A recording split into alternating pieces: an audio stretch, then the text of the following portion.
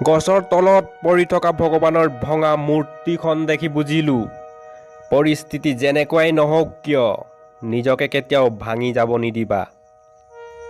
নহ'লে এই সংসাৰৰ মানুহে ভাঙিলে মূৰ্তিকো ঘৰৰ পৰা উলিয়াই দিয়ে, তো আমিনো কি? কাৰোবাক আপোন কৰিলে হৃদয়ৰ পৰা আপোন কৰা, কথাৰে নহয়, আৰু কাৰোবাক খং কৰিলে কথাৰে কৰা, হৃদয়েৰে নহয়। কিয়নো বেজীত সেইডাল সূতাই প্ৰৱেশ কৰে যিডালত কোনো গাঁঠি নাথাকে। সত্য সদায় পানীত পৰা তেলৰ টোপালটোৰ নিচিনা, তাত যিমানে পানী নাঢালক কিয় তেল সদায় পানীৰ ওপৰতে থাকে। সেইদৰে সত্য আৰু সঁচা সম্পৰ্ক সদায় অটুট থাকে। য'ত আমি মূৰ তল কৰি প্ৰণাম কৰোঁ সেইটোৱে ভগৱানৰ ঘৰ হয়। য'ত সকলো নদী লগ হয় সেইটোৱে সমুদ্ৰ হয়। জীৱনত দুখ সকলোৱে দিয়ে, কিন্তু যিজনে দুখ বুজে সেইজনেই সঁচা বন্ধু হয়। যিজনে আনক সন্মান দিয়ে প্ৰকৃততে তেওঁৱে সন্মানৰ গৰাকী হয়, কিয়নো মানুহে সেইটোৱে দিব পাৰে যিটো তেওঁৰ ওচৰত থাকে। আমি বতাহ নহয় যে হেৰাই যাম, আমি সময় নহয় যে পাৰ হৈ যাম, আমি বতৰ নহয় যে সলনি হৈ যাম, আমিতো চকু পানী হয় যিয়ে সুখ দুখ সকলোতে লগ দিম।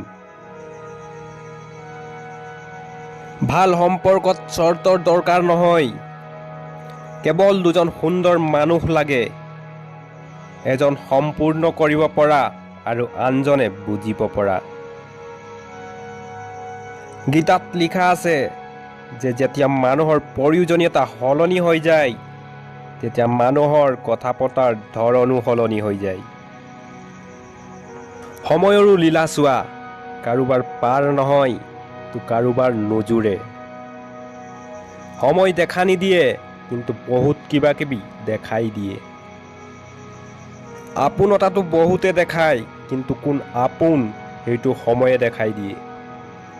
আমি একে থাকোঁ, সময়ো একেই থাকে, ৰাস্তায়ো একেই থাকে, সলনি হয় তো কেৱল সময়, অনুভৱ আৰু বাস্তৱিকতা। পৰিশ্ৰম লাগে সপোন পূৰা কৰোঁতে, ধৈৰ্য লাগে লক্ষ্য পাওঁতে, বহুত বছৰ লাগে জীৱন গঢ়োতে, কিন্তু জীৱনটো তথাপিও কম হৈ যায় সম্পৰ্ক পূৰা কৰোঁতে। সেই দিনটো কেতিয়াও নেদেখুৱাবা সেই ঈশ্বৰ যে মই নিজে অহংকাৰী হৈ যাওঁ। ৰাখিবা মোক এইদৰে সকলোৰে হৃদয়ত যে সকলোৱে আশীৰ্বাদ দিবলৈ বাধ্য হৈ যায়। যিটো বান্ধিলে বান্ধ খায় আৰু খুলিলে খুলি যায় সেইটোকে বান্ধোন বোলে, আৰু যিটো আপোনা আপুনি বান্ধ খায় আৰু চিৰ জীৱন লগত থাকে সেইটোৰ নাম সম্বন্ধ। প্ৰথম প্ৰণাম সেই ঈশ্বৰক যিজনে আমাক বনাইছে। দ্বিতীয় প্ৰণাম মা দেউতাক যিসকলে আমাক ডাঙৰ দীঘল কৰিছে। তৃতীয় প্ৰণাম গুৰুসকলক যিসকলে আমাক জ্ঞান দিছে।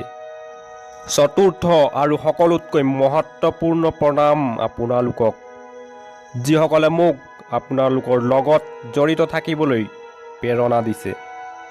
কেতিয়াও সেইবিলাকৰ বিষয়ে ভাবি নাথাকিবা যিবিলাক ঈশ্বৰৰ আগত বহুত প্ৰাৰ্থনা কৰিও আমি নাপালোঁ।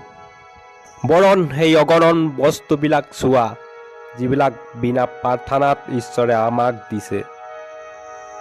জন্মৰ পৰা নাতো কোনো বন্ধু থাকে নাতো কোনো শত্ৰু, সেইবিলাকতো আমাৰ অহংকাৰ, শক্তি আৰু ব্যৱহাৰে গঢ়ি উঠে। হৃদয়ৰে লিখা কথা হৃদয় চুই যায়। কিছু মানুহ লগ হৈ সলনি হৈ যায় আৰু কিছু মানুহক লগ পাই জীৱনটোৱে সলনি হৈ যায়। মানুহৰ চৰিত্ৰ ধনেৰে সলনি হয় আৰু ধৰ্মৰে সলনি হয়।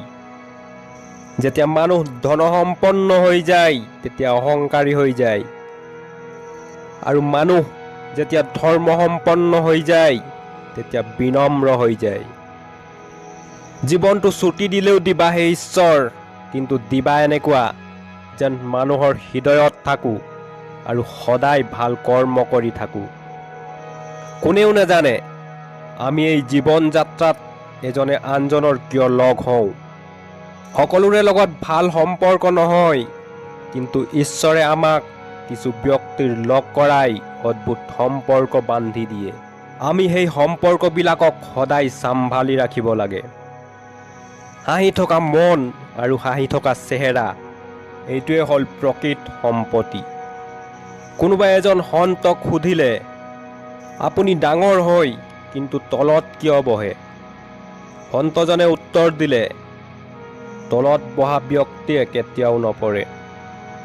ব্যৱহাৰ এখন ঘৰৰ শুভ কলহ হয়। মধুৰ বাণী ঘৰৰ ধন সম্পত্তি হয়। শান্তি ঘৰৰ মহালক্ষ্মী হয়। পইচা ঘৰৰ আলহী হয়। একতা ঘৰৰ মমতা হয়।